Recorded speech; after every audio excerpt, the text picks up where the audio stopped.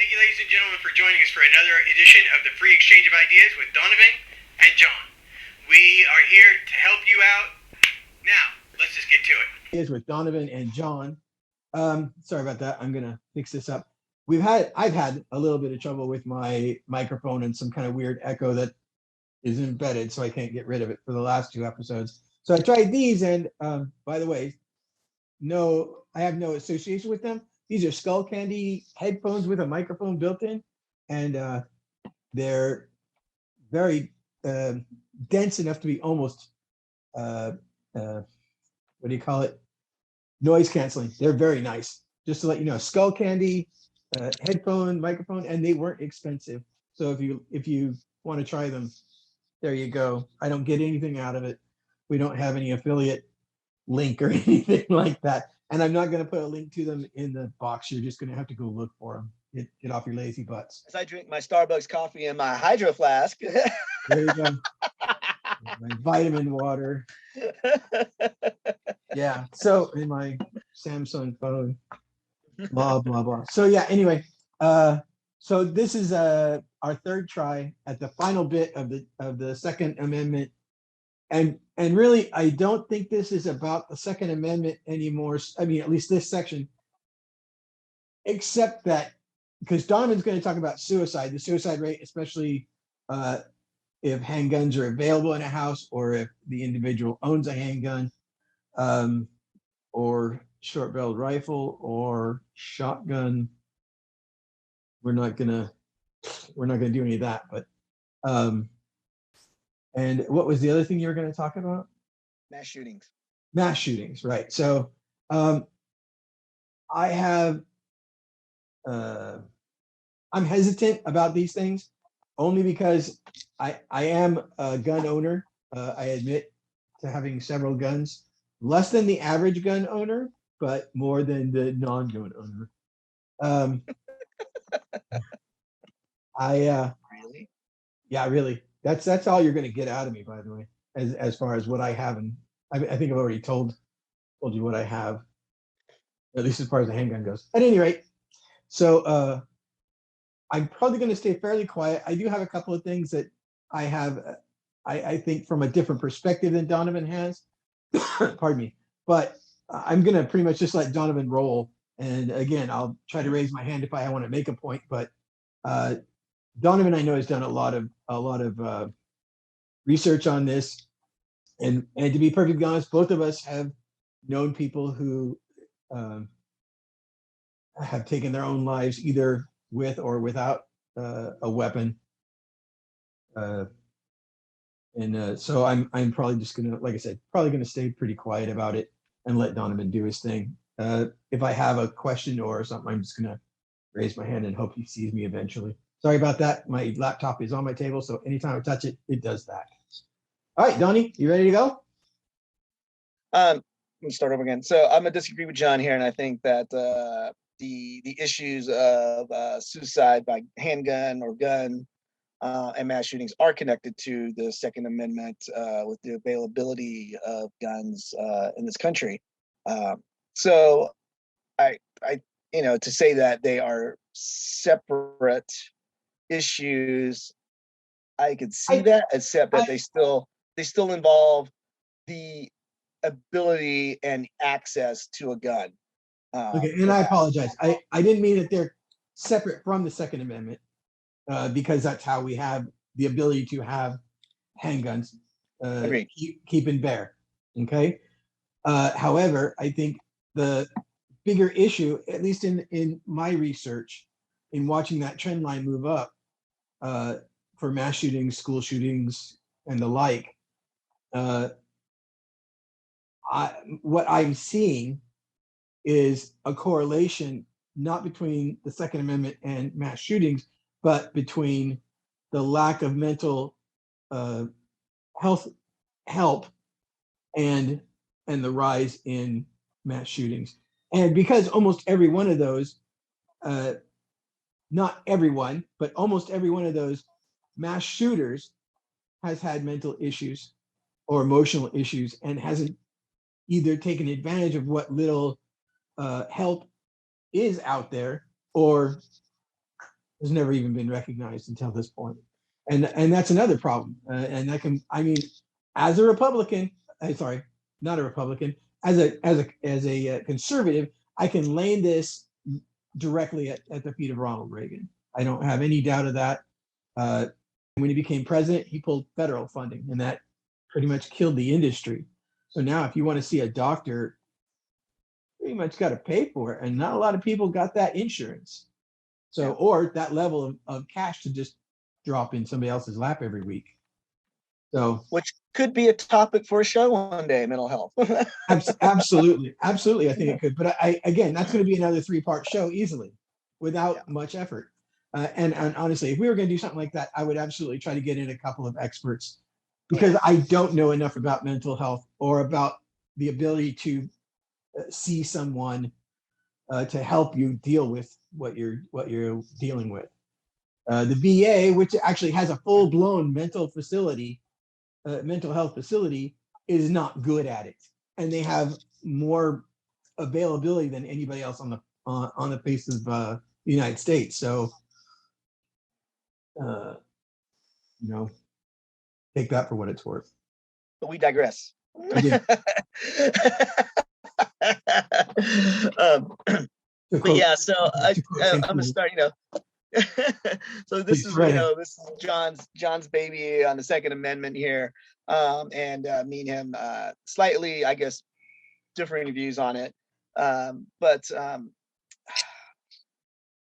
I would say I'm not against guns per se. I have no love of guns. Definitely is how I would say that. But I'm gonna go ahead and jump into the meat and potatoes of the topic tonight, dealing with the Second Amendment. And I'm first going to talk about suicide, which John tried to hijack me on last time when I was going to talk about mass shooting. So now I'm talking about suicide first, John. I apologize. So, I pulled up 2 studies from this little school called Stanford. From where I used to live at, and they did 2 recent ones. This one I'm looking at was from last year, June 3rd of 2020, written by Beth Duff Brown, and the title "Handgun Ownership Associated with Much Higher Suicide Risk." I actually took some notes on this instead of going through the article. I can read it, because I'm lazy and I don't take notes. So this was last year. It followed 26 million Californians over a 12-year period from when they actually bought a gun, starting with when they bought a gun. It found a higher suicide risk. It was driven by higher rates of suicide by firearms, is what the study found. Men who own guns were 8 times more likely than men who didn't own a gun to die of self-inflicted gunshot wounds. Women who own handguns were 35 times more likely to kill themselves with their handgun than a woman who didn't own a gun. So some sobering statistics there. Yes, Johnny. Well, I just have a question about, I'm getting that weird echo again. I don't know what's going on. Anyway, and that just could be our connection. I don't know. Because I also read a thing about women. Women tend to, whether they have a handgun or not, women tend to attempt suicide much more often than men. However, women also tend to use drugs or poison and make a phone call.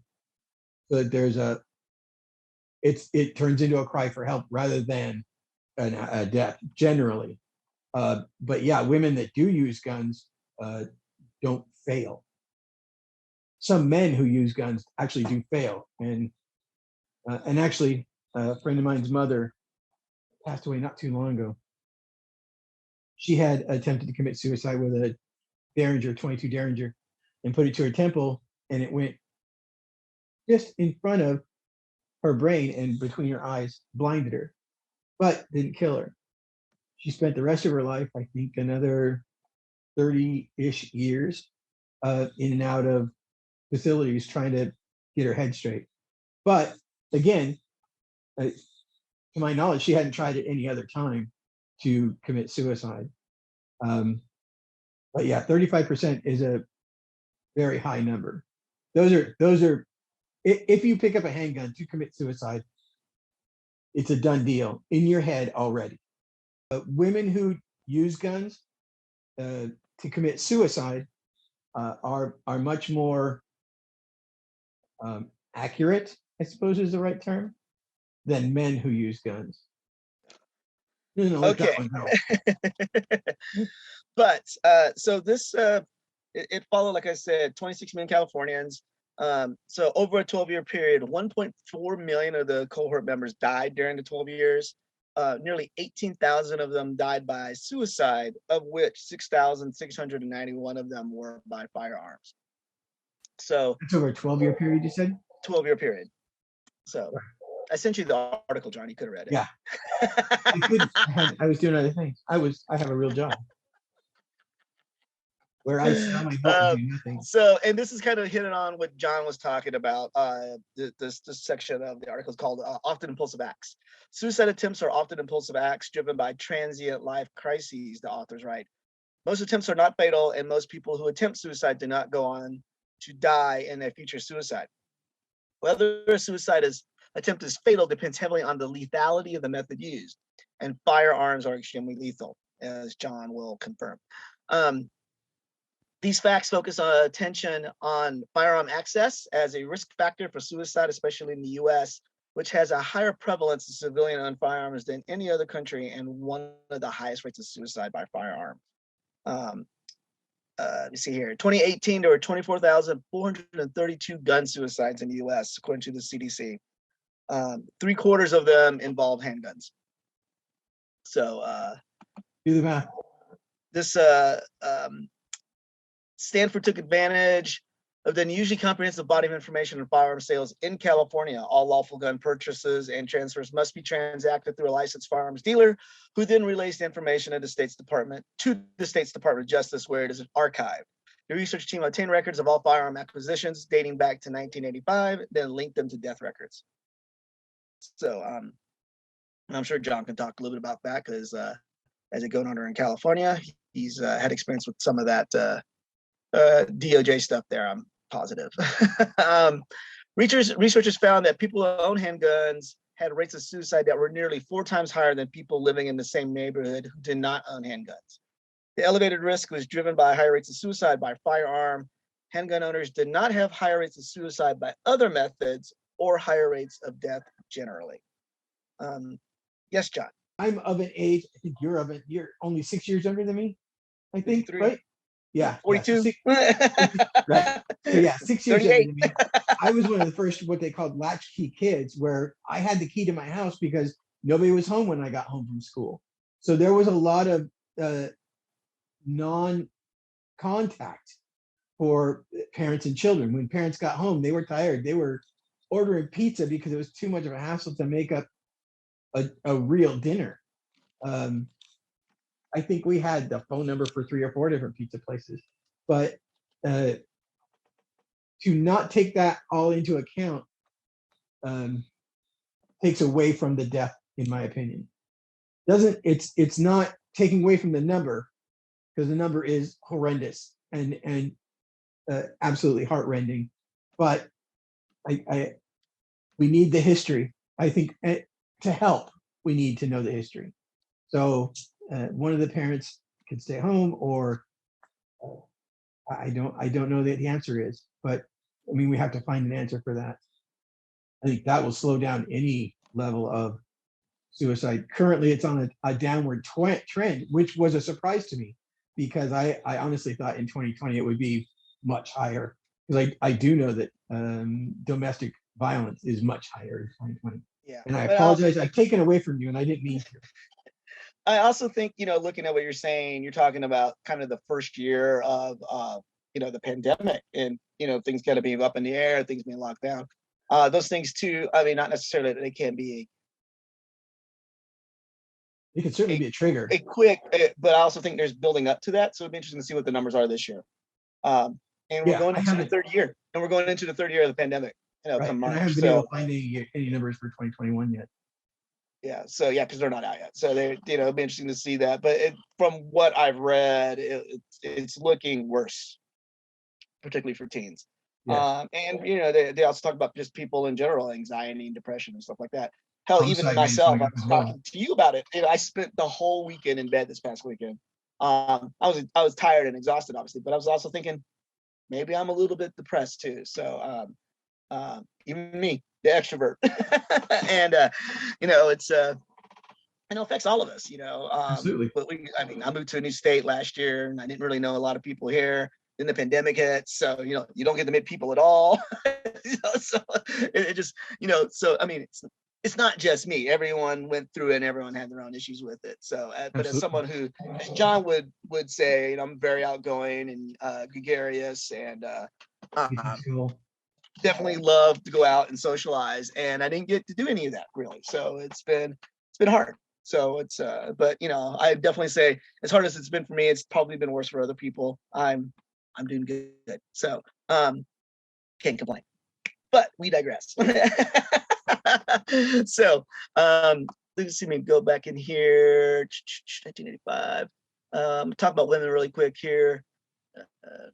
Researchers said that the very high risk of suicide for female handgun owners relative to female non-owners was particularly noteworthy. It has long been known that women attempt suicide more frequently than men, but have fewer completed suicides. The standard explanation is that the methods women tend to use are less lethal than those men tend to use. However, the study showed that this is not true for female gun owners. Quote, women in our cohort who own guns and die by suicide usually use the gun, said Yifan Shang, PhD, a biostatistician at Stanford Health Policy and co-author of the study. Handgun ownership may pose an especially high risk of suicide for women because of the pairing of their high propensity to attempt suicide with access to and familiarity with an extremely lethal method. Now the part John's going to like. Disentangling competing explanations. One major challenge with the studies examining the relationship between gun access and suicide risk has been determining whether people who purchase handguns already have plans in place to harm themselves, or whether the presence of a handgun creates new risks, which John was getting at, I think. The unique longitudinal nature of the Stanford study helped to disentangle these competing explanations. There appears to be some of both happening, said senior author Matthew Miller, professor of health sciences and epidemiology at Northeastern University.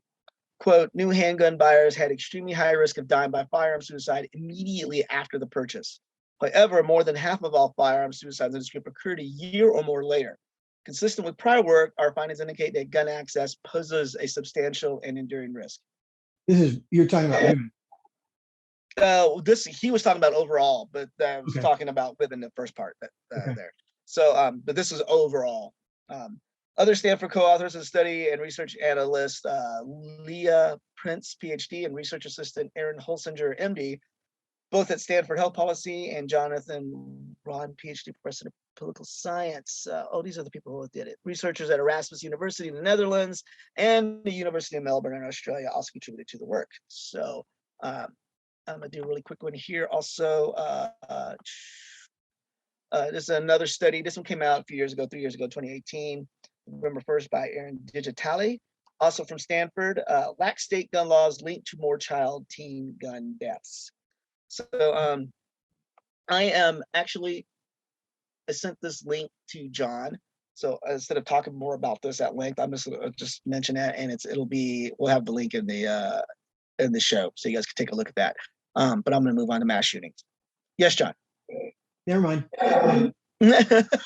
Well, if we're going to put that, because if we're going to put that link in the description box, then they can do their own research, and that's fine. Yeah, I don't have an issue with it's a pretty short article. Let me see here. My only other question is, did you look at any of the CDC numbers? I tried to, and it was really difficult to get to a core number. I mean, they have so many charts and stuff that it's really, really difficult to get to the one that you want, because you have to put in all these parameters. And I was like, I'm all, and then they won't download it. I didn't use any CDC info. Company's articles referred to CDC info. Okay. But I'm no. If they refer, then they're using those numbers, and that's good. Yeah. So, but I didn't. Mean statistics have a complicated history. But That's that being way said, funny. I That's really love hilarious. statistics. Okay. Lies, damn lies, and statistics. Oh, How to Lie with Statistics is one of my favorite books. It's right on my shelf, right over here. I'll have to look for that one. It's a short little book Anyway. too, John. You'll love it. I'm not sure how to take that. I actually do like to read, but anyway, mostly Yeah. comic books and that kind of thing. Graphic novels. So talk about mass shootings, and one of the things, what articles I want to use. I put all these in. I sent them to John. The first thing I ran into was defining a mass shooting, which me and John talked about. I think we talked about one of the times we tried recording this episode. Yeah, the last time. And you see, I'm gonna pull it up here all the way, 3 more rows. So different organizations use different definitions of what they consider a mass shooting. I'm gonna go through here really quick. Mother Jones, their definition of a mass shooting is 3 people fatally injured, excluding the shooter. The Gun Violence Archive is 4 people fatally or non-fatally injured, excluding the shooter. Mass Shooter Database, 4 people fatally injured, excluding the shooter. AP, USA Today, Northeastern University Mass Killings Database, 4 people fatally injured, excluding the shooter. Everytown for Gun Safety Support Fund, 4 people fatally injured, excluding the shooter. Mass Shooting Tracker, 4 people fatally or non-fatally injured, including the shooter. Let's see here. Mass Shootings in America Database, 3 people fatally or non-fatally injured, excluding the shooter. And this is I got this through RAND Corporation, organization, which is also one of the links I sent John. So you guys can look over that. But yeah, so and me and John discussed that FBI has a different definition. And that's just in this country. Well, like mass shootings more so, but whatever. They all seem to be pretty close though, but slight differences. So yes, John. You're good. Okay. Yeah, so I put that in there. That was I think I sent John the Wikipedia one too. Well, I don't know if I sent you the Wikipedia one. That's the one that should have, but it's Rand. So mass shootings, something that affects us all. Me and John both grew up in and around Gilroy, which is where I was born, which had a mass shooting back in 2019 at the Garlic Festival. I grew up in Southern California. Yeah, I mean, but that's where we met at though. So. Oh yeah. So and my nephew was there at the shooting. One of the things is you're from Gilroy, you usually have some connection to the Garlic Festival. I had volunteered the previous 2 days, the Friday and Saturday at the Garlic Festival, and was considering calling in sick to work that Sunday and going back for fun.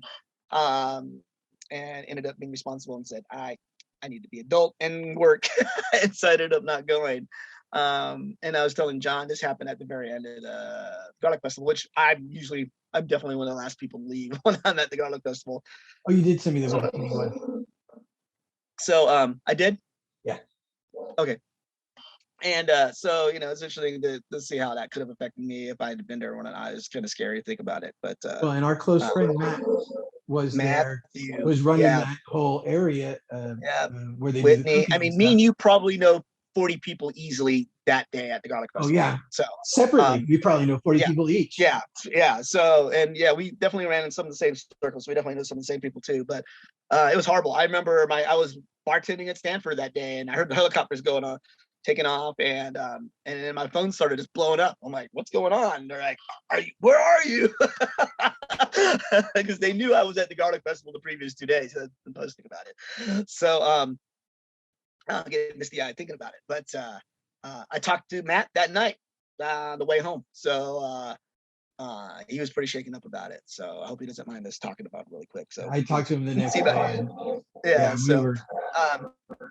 It was definitely something kind of scary. I live here in Colorado. We had the shooting in Boulder at the King Soopers earlier this year.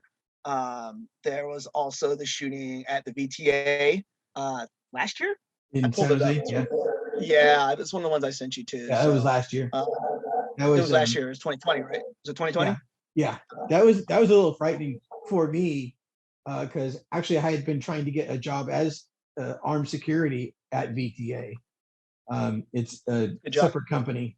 Yeah, but it's a separate company. It's not VTA. It's a contractor. Yeah.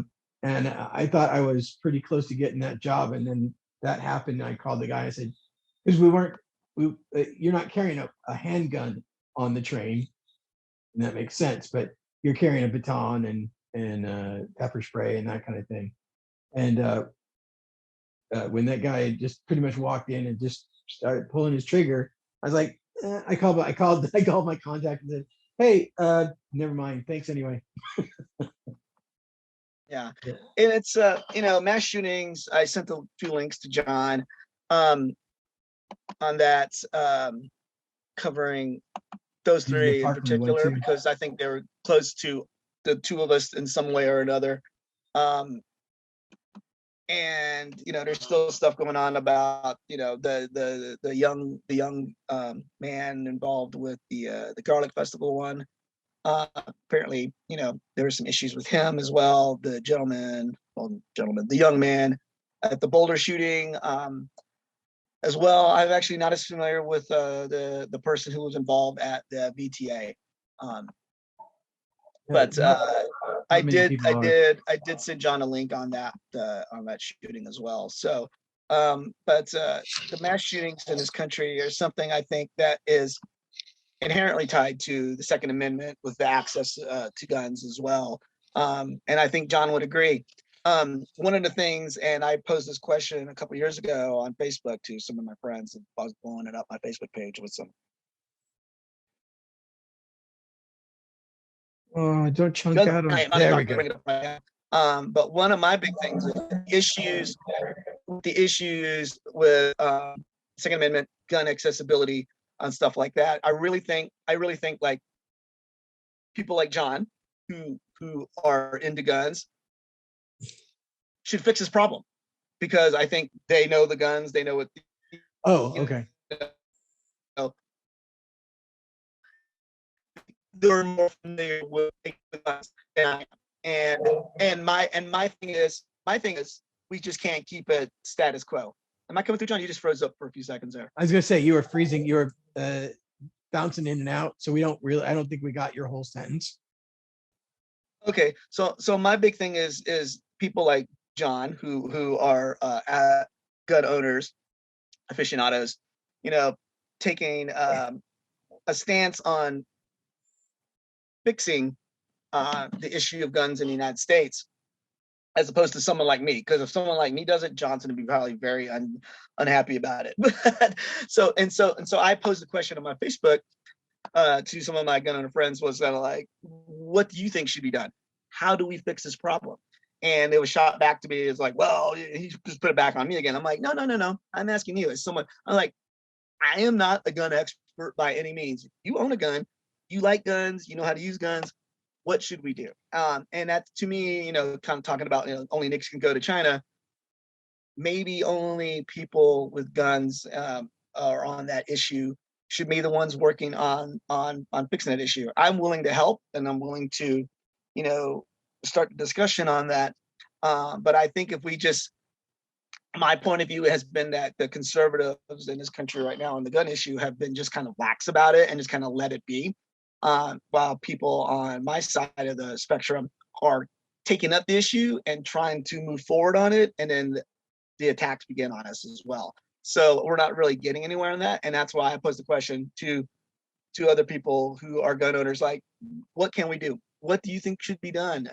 Because obviously, I think status quo, leaving as it is, doing nothing, is not working. And I would argue you to say different on that. Well, so and that's fair. I think that echo is killing me, and I apologize. I don't know how to fix it. I apologize to our 8 listeners. I don't hear it. I know, but I am, and I checked our it gets last recorded. Yeah, our last 2 recordings have it. So I'm just going to apologize right now. I don't know how to fix it. I've tried this and that didn't work.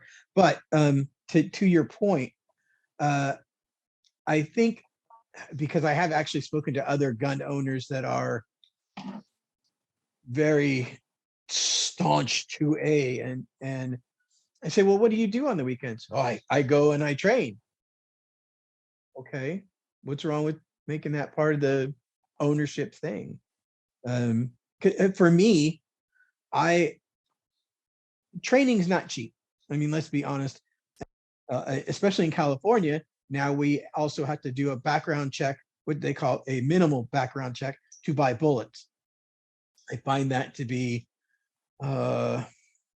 overbearing on the part of the government, but neither here nor there for this particular argument. I believe in training, and I believe that, and honestly, the industry has worked very, very hard to make training easier and cheaper. There is bullets now. They're not bullets. They are shells that have a laser in them, so that when it loads into the breech, the laser is pointing at where you're pointing the gun. So that helps you figure out your aim. And then when you pull the trigger, it also racks the slide. So it re-kicks the thing over like it as if you fired a bullet, not with the same level of kick, because it's just a slide moving, but it still gives you the movement so that you can recreate your training. Okay, one, you know where you're looking. You know when you pull the trigger, if it goes left, you pushed the gun. If it goes right, you pulled it. So you have to adjust your finger. There's a lot of things involved, but it's still training, and you can do it literally. That you can do in your home with an empty weapon, and it makes it that quick. It becomes muscle memory, and it makes you a better shooter. Now, that is not to say that we should train people who have mental issues on how to be better shooters. But the military's for. Yeah. Oh, thank you very much. That's what I did. But I'm kidding, by the way. No, I understand. I believe that. But to also say that anyone can have a gun is to say training's not necessary. You don't need to understand the weapon in order to own it. And I think that's like handing somebody a 3,500 pound car with a 400 horsepower engine in it, and they've never been in a car. That's stupid. Never driven in a car. Right. And they've never ridden in a car. They've never been in a car. That's just stupid. That's asking for death. And it's the same with a handgun. It's the same with a rifle. It's the same with a shotgun. Yes. I'm sorry. Am I going off? No. I'm asking a question. So what do you think of insurance and registering all these weapons and stuff like that? So like they do in California. Well, there's no insurance, obviously, but right. And actually, Mayor Sam Liccardo in San Jose is attempting to or has already passed legislation that if you have a gun in the city, you have to have insurance. I like Sam a lot. Yeah, I don't have a big issue with that. But to say you have to have insurance and not regulate that insurance to the level that people can afford it, because people who can afford a gun are not necessarily people who can afford a monthly outlay of cash for insurance. And if I'm perfectly honest, insurance for this particular type of hobby, let's call it that for the time being, is exorbitant because of the possibility of death is higher than it is in car. I would pay probably close to what I pay for car insurance, but I have a very high level of car insurance, much higher than normal, or much higher than average, I should say, because of the job that I did before. I was in my car 16 hours a day, so my level of insurance was much higher than average. And I think if I were to get weapons insurance without training, I think that would be probably part of the insurance issue.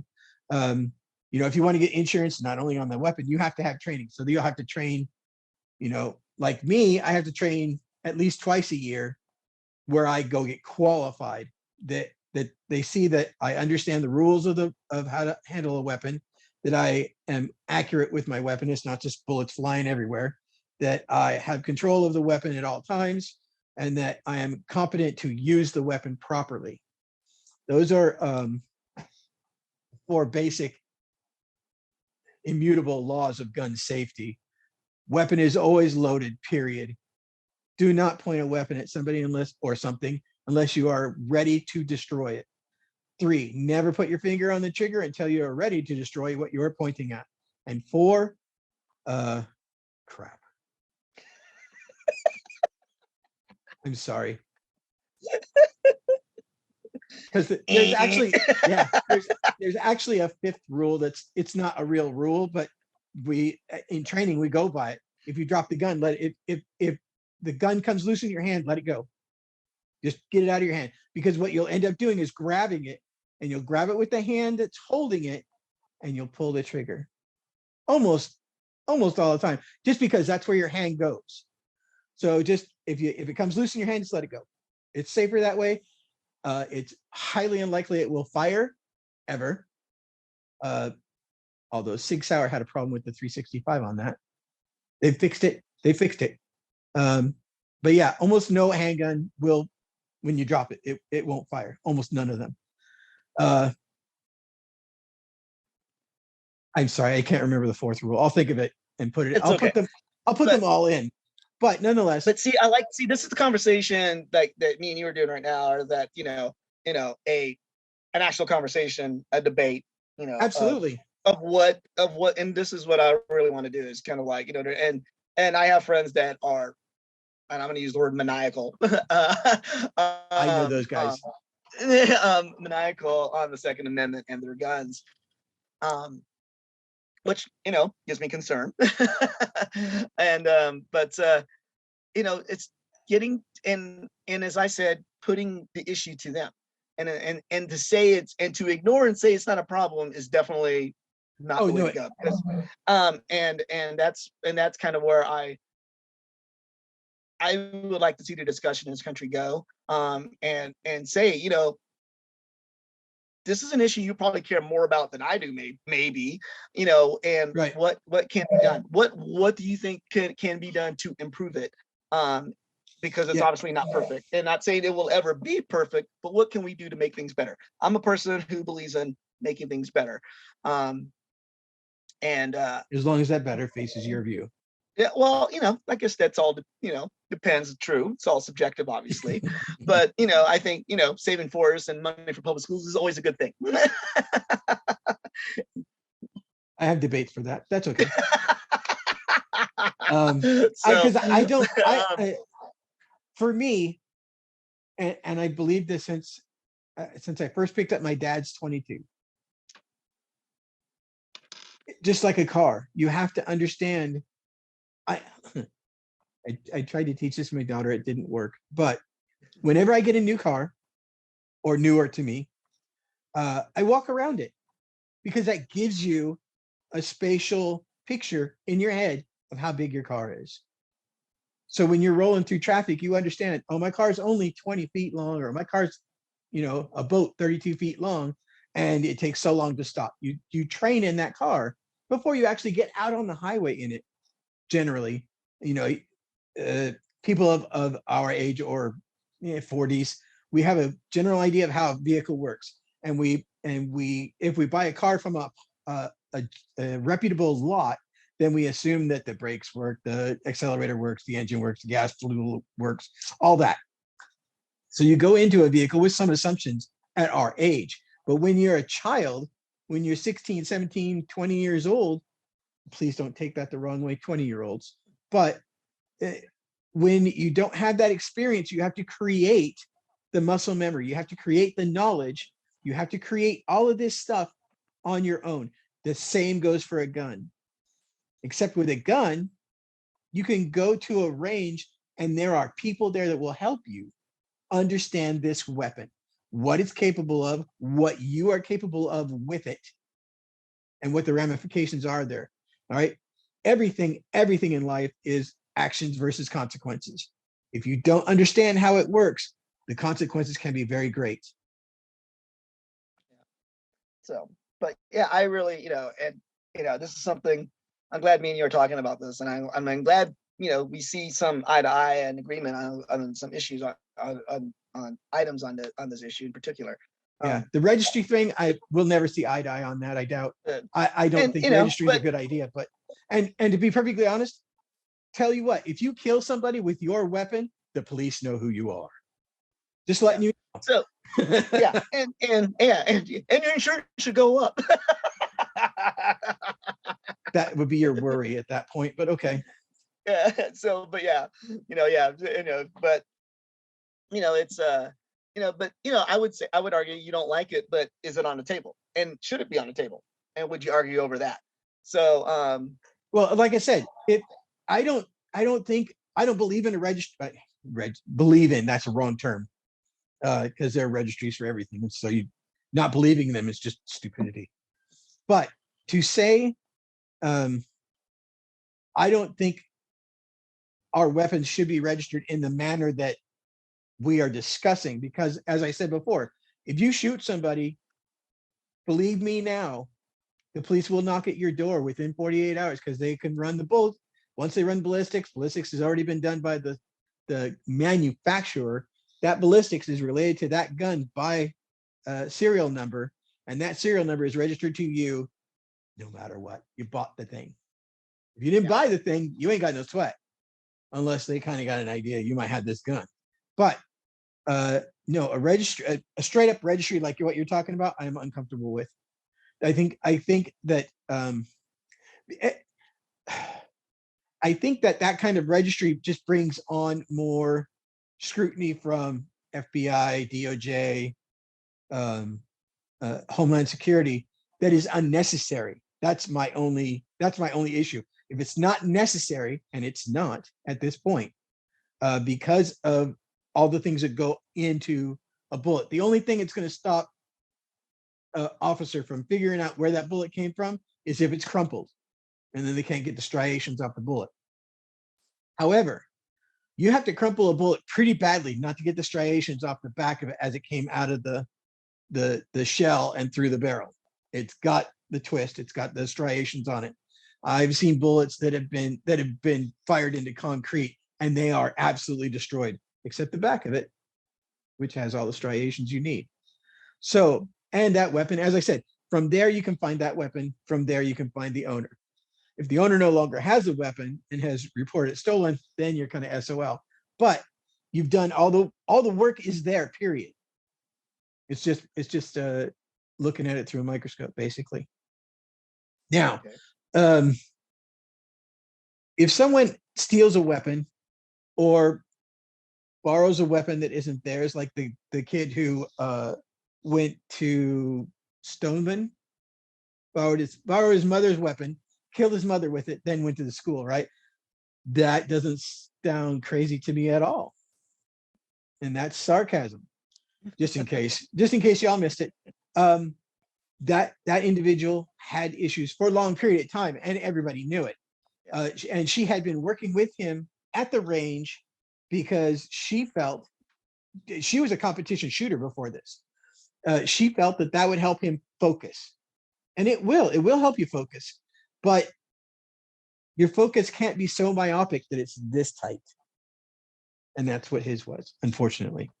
And he heard voices or whatever, I don't know, but he had issues, and that was a problem. Was that Stoneman or was that? Was it Parkman? Was it Park? Yeah, you're right. It was Park. The Park something or other. Anyway, yeah, Florida. But yeah. Yeah. It's a big issue. In California, when you buy a handgun, you fill out a card, or I'm sorry, an 8x10 sheet of paper, and you say, I don't have any mental issues, I don't have any felony records, I don't have any of this, right? Mental issues, if you've seen a doctor, that's a closed loop, protected information in California, and there's HIPAA for the rest of the nation, but California's really tight about it. You can't look at a medical record or any of that. Pardon me. So that to say this. If I say I don't have any mental issues, they pretty much have to take me at my word because there's no way to look them up. And I think that might be one of the things that could be a loose nut, letting the whole thing kind of shake. No pun intended. Right. Yeah. No pun intended. But I mean, a loose nut and bolt that kind of allows the thing to shake a little bit. I don't know how you get around that because HIPAA was built not to keep people from getting guns, but to keep people from getting your information. Yeah, privacy. And so I don't know how you go around that specifically for guns because there's so many other things that you could say, well, yeah, we could do safety there too.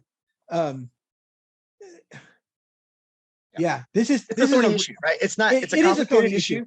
Yeah, and this is for such a small written amendment, it's a complicated issue. Well, it wasn't that complicated then. Back then, and that had nothing to do with the gun itself. We were just more close to each other. If somebody was outside of the group or didn't join in a lot of things, people would go to their house, say, "Hey, you doing all right?" They would ask. Your neighbors would come and bring you food and say, "You doing okay? You need anything?" We don't do that anymore. We haven't done that for 50 years. And I think that's where we break down. I mean, honestly, everything comes down to we are social animals, period. If you pull back from that, the rest of the group should notice, and we don't. I barely know my neighbor across the street. I'm not positive. Well, I've got like four folks in that place that I probably don't know their names, but they're kids. My next door neighbor here, I know fairly well. We've done some stuff together. My neighbor in the back, he's about 4 houses behind us. I know him fairly well, but we've done things together. But I don't know all of my neighbors, and I think that's where we miss in a lot of things, not just gun safety. Yeah. Because that would also apply to suicide. Hey, you doing all right? Yeah. Let's go get a cup of coffee or whatever. Talk. Yeah, exactly. And I think we missed that when, to be perfectly honest, I think we missed it when we started really getting into urbanization and building straight up instead of out, because it allowed us to condense how many people we can put into a 400 by 400 square block. And when you do that, you put them in apartments and people close the door. They don't go to their neighbors anymore. They don't know their neighbors. And that's, I would argue that. I mean, I'm sure there's plenty. I mean, you look at, historically people living in dense areas, they all knew each other, back in the day, right? Your family. Yeah. I mean, living in Gilroy, I remember I got pulled over one night and they looked at my license. Like, you related to so-and-so? I'm like, yeah, he's my uncle. They're like, okay, I'll let you go tonight. So, there's that familiarity. I think that's what you're talking about, that familiarity right. of your neighborhood, people around you and stuff like that.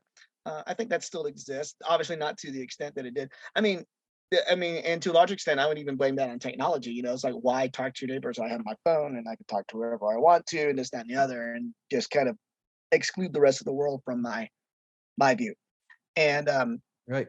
But yeah, I see what you're saying there. It's definitely, but getting back on point to the gun issue in the Second Amendment, is something, I think that needs to be looked at hard. I'm not saying change the amendment necessarily. So I think that could be an option because it is an amendment. So absolutely. But it's it's an issue that I really think. I think a lot of people care. A lot of people care about. A lot of people have feelings about, and thoughts about, and points of view of. But I think being open about it, like me and you are right now, it is hard to do, especially if someone who's been affected by it, right? So it's that, not to say that their view isn't valid, but it shouldn't be taken into account. But I think you're coming into it also, maybe locked into a particular point of view, and yeah, not being able to discuss it rationally necessarily. absolutely. And I apologize if that's coming out wrong or something like that. But no, absolutely. And we discussed that. I believe you, and I agree with you. There's absolutely, I know people on both sides of the issue, right? There's people on both sides of the issue. Like we cannot talk to anybody in Moms Against Guns or whatever their group is, or any of the Bloomberg groups. We can't talk to any of them because they're so how do I say this politely? I truly want to be polite, because I don't, disparaging them doesn't do anybody any good. But when you get so locked into a position that there's no movement, in my personal opinion, you've lost any battle that you might fight. You'll never win the war because you can't win any battles, because nobody listens to you. Once you lock up so hard like a stone, nobody wants to be, nobody wants that thrown at them. And that's what I want to bring to the table, is people who are actually willing to discuss this issue, and let's move forward on it. Let's move forward on this issue. I would love to do a round table with, a couple of folks that are maybe not hardcore anti-gun, but willing to talk, with a couple of people that are not hardcore gun enthusiasts, but are willing to talk. Yeah. And maybe we can actually get some things accomplished. I would love to do that roundtable. I think that's something we should do. Yeah, something. Yeah, after the new year. Oh shit, yeah, man, I'm taking a break. So, but I think I'm pretty much done. I need to get showered up, and I need to go to work here in an hour. So, yeah, that's take the shower. Yeah, I need to take a shower. So, I think this was good. I think this is. I think I know I didn't say a lot about the mass shootings necessarily, but I did put the articles on there. The links, I sent them to John. It's something we talked about. I don't know much more to be said about it. So, like I said, I think a discussion on it's a good way to go. So, yeah, I am done, John. That's fantastic. I think that was a really good conversation. I think we got everything in that we wanted to get in, both sides. And I'm going to look into that roundtable thing. I know several gun enthusiasts, but a couple of guys that own gun shops, I would love to have them come in and do this with us, because they are, by and large, enthusiastic about weapons. However, they also business oriented. And they're also very enthusiastic about training. When I bought my last weapon from my dealer, came out a little weird, but but yeah, when I bought my weapon from him, he said, "Are you going to go train?" I said, "Yeah, I don't have any choice. I have an open carry license, so I have to do that to maintain it." And he said, "Oh, are you going to do any other training?" I said, "I would like to, but I can't really afford. There's a house clearing training, so you can learn how to properly clear a house that you don't end up the target, and somebody else in your home doesn't end up the target that belongs to you." They didn't teach you that in the military, John? No, I was in the Air Force, dude. We don't do that. And actually, now the Air Force does much more training now than they did when I was in. I actually watched. There's a really good series on Air Force basic training. They follow 4 people that are going through basic training, a couple of guys, a couple of women, and it's really very good. I apologize. When I find it, I'll put the link in the box so you guys can check it out if you want. It's a reality show, but it's basic training. You're not getting away from what they're going to teach in basic training, and they are teaching more, which is actually really cool. Because basic training when I went was truly basic training. Here, you got to hang your clothes this way, you got to wear your socks this way, this is the way we run, that kind of stuff. That was my basic training. I didn't get any real skill training until I went to my AIT, which is advanced something technical school. I forget. Anyway, and I forget because it's been, oh my God, 30 years. Yeah, a little over. But so yeah, it is it was very basic when I was in.